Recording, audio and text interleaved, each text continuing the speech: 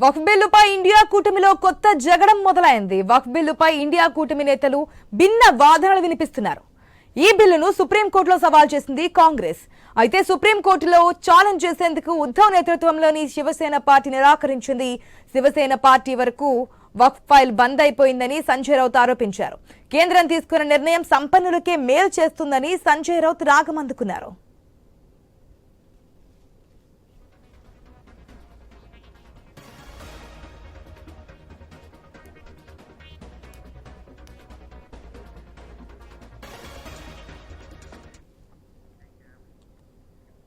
Red మనం చూస్తున్నాం వక్ఫ్ బిల్లుకు సంబంధించి అది రాజ్యసభలోను లోక్సభలోను కూడా ఆమోదం పొందింది.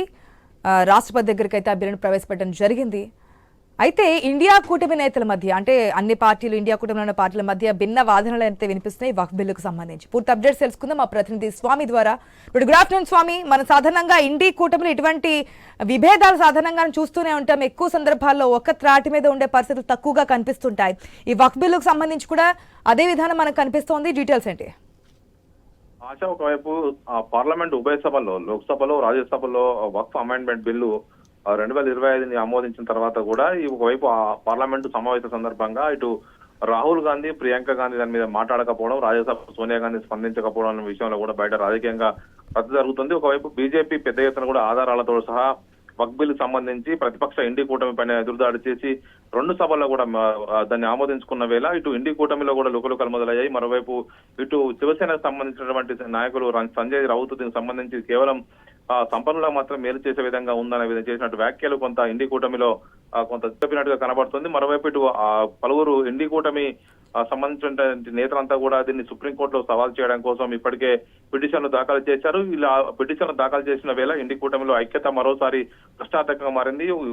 బీజేపీని ఎన్డీఏ కూటమిని ఎదుర్కోవడంలో ఇండి కూటమి నేతలంతా కూడా ఎవరి దారి వారు చూసుకుంటున్నట్టుగా కనపడుతుంది. ఒకవైపు రాజ్యసభలో కావచ్చు, ఇటు లోక్సభలో 2 సభల్లో కూడా చర్చ సందర్భంగా ఒకవైపు బీజేపీ ఎన్డీఏ కూటమి నేతలంతా కూడా ఇటు ఇండి కూటమి నేతలను టార్గెట్ చేస్తూ ఈ వక్ఫ్ బిల్లు సందర్భంగా దానికి సంబంధించి వీళ్ళని టార్గెట్ చేస్తూ ఇది కేవలం అపీస్మెంట్ పాలిటిక్స్ కోసమే ఇండి కూటమి నేతలు మాట్లాడుతున్నారు తప్ప వాళ్ళు నిజాలు మాట్లాడలేదని చెప్పేసి ఒకవైపు పార్లమెంట్ వేదికగా వారిపైన అటాక్ చేశారు. ఈ నేపథ్యంలో ఇటు ఒకవైపు శివసేన ఒకవైపు ఉద్ధవ్ పార్టీకి సంబంధించిన శివసేన ఉద్ధవ్ గ్రూప్స్ నుంచి సంజయ్ రౌత్ మాట్లాడుతూ ఇది కేవలం ఈ వక్ఫ్ బిల్లు సంబంధించి కేవలం కొన్ని వర్గాలకి సంబంధించి ఉన్నత వర్గాలకే న్యాయం చేస్తుందని చెప్పి మాట్లాడడం ఇప్పుడు అందులో ఉన్నటువంటి ఐక్యతకు మరోసారి క్వశ్చన్ మార్క్ చేస్తుంది. ఇటు ఇప్పటికే మహారాష్ట్రలో ఇటు ఎన్సీపీ శివసేన 2 ముక్కలై నష్టపోయిన నేపథ్యంలో ఇటు ఇండి కూటమికి సంబంధించిన నేతలంతా కూడా ఐక్యంగా ఉండి పోరాడాల్సిన ప్రస్తుత పరిస్థితుల్లో వాళ్ళంతా వారిలోనే వారి లుకలుకలు బయటపడుతుండడం కూడా ఇండి కూటమి ఐక్యతకు మరోమారు వీడియోలు పడతాయని చెప్పి చర్చ కొనసాగుతుంది.